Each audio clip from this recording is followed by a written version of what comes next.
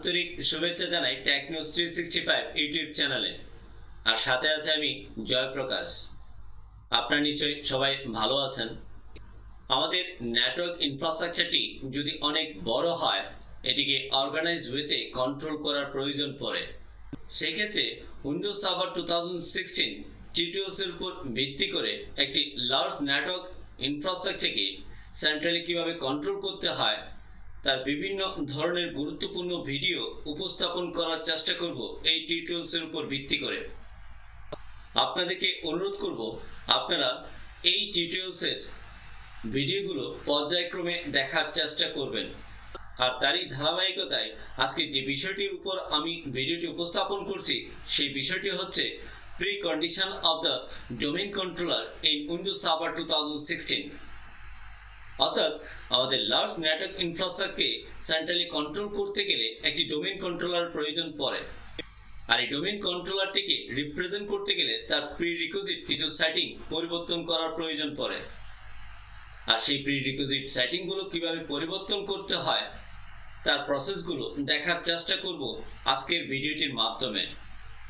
আসুন তাহলে আমরা সেই প্রসেসগুলো দেখার চেষ্টা করি।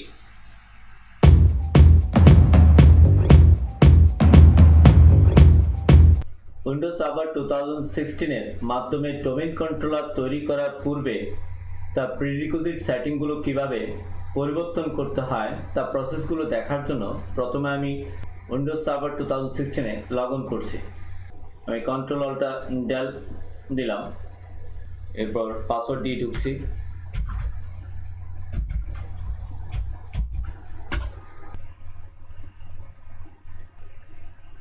এই মুহূর্তে আমি Windows server 2016 A log in করলাম। প্রিরিকুইজিট সেটিং এর মধ্যে প্রথমে আমি আইপি সেটিংটা দেখাচ্ছি কিভাবে সার্ভার 2016 এ আইপিটা সেট করতে হয়। তো আমি দেখতে পাচ্ছি আমাদের সার্ভারে খুব ডান পাশে কর্নারে একটি ল্যান আইকন আছে, সেটার উপর রাইট বাটন ক্লিক করে ওপেন নেটওয়ার্ক অ্যান্ড শেয়ারিং সেন্টারে ক্লিক করব।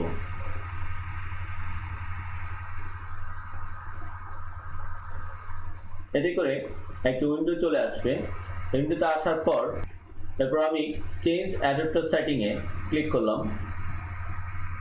এরপর ইথারনেট ল্যান আইকনটি দেখতে পাচ্ছি, আমি এটিকে সিলেক্ট করে রাইট বাটন ক্লিক করে প্রপার্টিসে যাব। এরপর IP4 ভার্সনের ভিত্তিতে আমি আমার সেই সার্ভার কম্পিউটার মধ্যে আইপি বসাচ্ছি। প্রপার্টিসে গেলাম, use the following IP address, আমি এটিকে সিলেকশন করলাম। আমার এই সার্ভারের ক্ষেত্রে আমি আইপি প্রদান করছি 10.10.0.10। সাবনেট পাস ট্যাপ দিলাম। এক্ষেত্রে আপনার সার্ভারটি যদি ডিফারেন্ট নেটওয়ার্কের সাথে কমিউনিকেট করতে চায় বা গ্লোবাল নেটওয়ার্কের সাথে কমিউনিকেট করতে চায় তাহলে তার গেটওয়ে অ্যাড্রেসটা দিয়ে দেবেন। এক্ষেত্রে আমি গেটওয়ে অ্যাড্রেস দিচ্ছি 10.10.0.1। ধরে নিচ্ছি আমার গেটওয়ে অ্যাড্রেস হচ্ছে 10.10.0.1। এক্ষেত্রে প্রেফার ডিএনএস বলছে। যদি আমার এই সার্ভারটিকে আমি ডিএনএস সার্ভার হিসেবে রিপ্রেজেন্ট করি তাহলে তার আইপি অ্যাড্রেস হবে 10.10.0.10। যেহেতু 10.10.0.10 দ্বারাই ডিএনএস সার্ভারটি কনফিগার যদি করে থাকি সেক্ষেত্রে তার ডিএনএস অ্যাড্রেসও সেম হবে। আর সেক্ষেত্রে আমি আইপি দিচ্ছি 10.10.0.10। অল্টারনেট ডিএনএস থাকলে দিবেন, আর না থাকলে দেওয়ার প্রয়োজন নেই। এবার ওকে দিব, ক্লোজ। আমার সার্ভার কম্পিউটারে আইপি বসানো কমপ্লিট হয়ে গেল। তো আমাদের প্রিরিকুইজিট সেটিং এর মধ্যে একটি সেটিং হচ্ছে আইপি সেটিং। সেকেন্ড সেটিংটা হচ্ছে আমার ডেট এন্ড টাইম সেটিং। অর্থাৎ আপনার সার্ভার কম্পিউটারটিকে ডেট এন্ড টাইমটি প্রপার ওয়েতে সেট করে দিতে হবে। আদারওয়াইজ আপনার সার্ভারের রিপোর্টগুলো বা আপনার সার্ভারটি যখন নেটওয়ার্কের সাথে কমিউনিকেশন করবে সেক্ষেত্রে তার রিপোর্টগুলো প্রপারলি জেনারেট হবে না। আর এই জন্য ডেট অ্যান্ড টাইম সেটিংকে প্রপার ওয়েতে করে দিতে হবে যখন আপনি এটিকে ডোমেইন কন্ট্রোলার হিসাবে রিপ্রেজেন্ট করবেন তার আগেই। এই জন্য আমি এই ডেট অ্যান্ড টাইমে রাইট বাটন ক্লিক করে অ্যাডজাস্ট ডেট অ্যান্ড টাইমে গেলাম।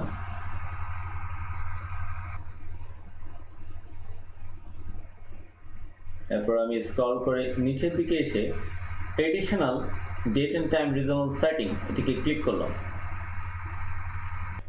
ক্লিক করার পর change the time zone click করলাম। এরপর চেঞ্জ টাইম জোন বাটনে ক্লিক করলাম।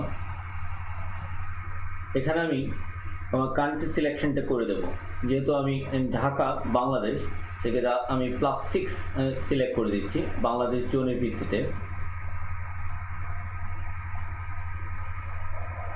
ঢাকা সেট করে দিলাম, যেহেতু আমার সার্ভারটি বাংলাদেশ জোনালের ভিত্তিতে রিপ্রেজেন্ট হবে সেই জন্য আমি সেট করলাম ঢাকা।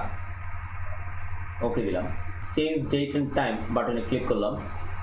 আমার ডেট অ্যান্ড টাইমের ভিত্তিতে আজকে 9 তারিখ সময়টা সেট করা আছে, ঘড়ির অনুযায়ী যেটি সেট করা আছে সেটাই আমি সেট করলাম। হচ্ছে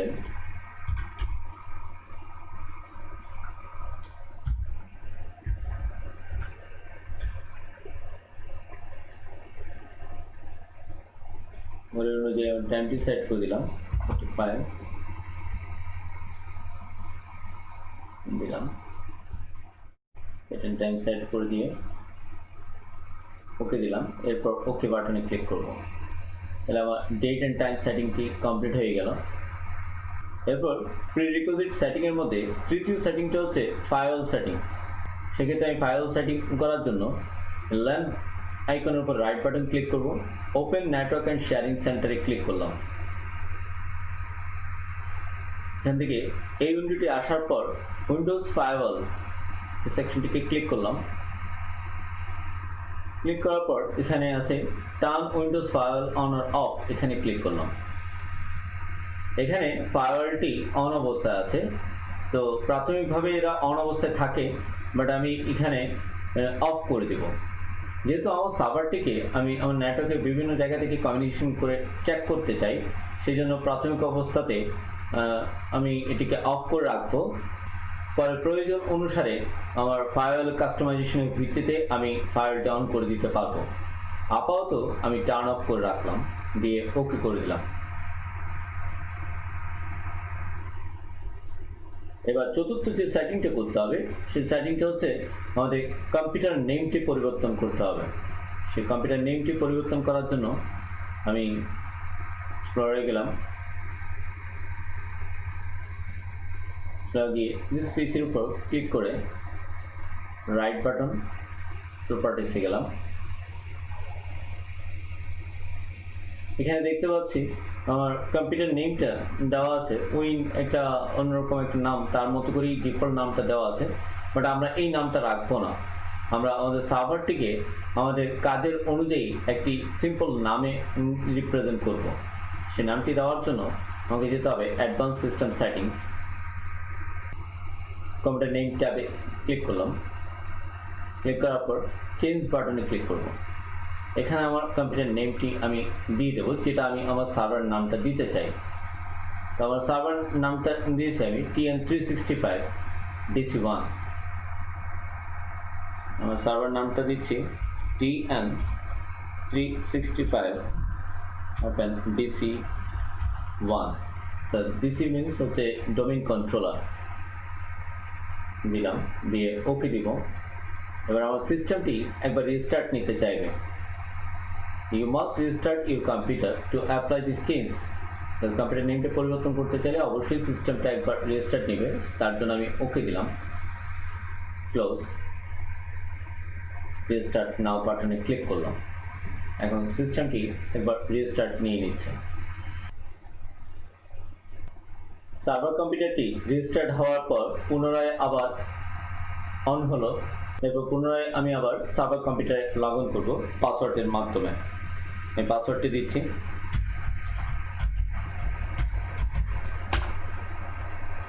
আমাদের সার্ভার কম্পিউটারটির মধ্যে লগ ইন হওয়ার পর আমি এবার চেক করে নেব যে আমি যে সেটিংগুলো পরিবর্তন করেছি সেগুলো প্রপার ওয়েতে পরিবর্তন হলো কিনা।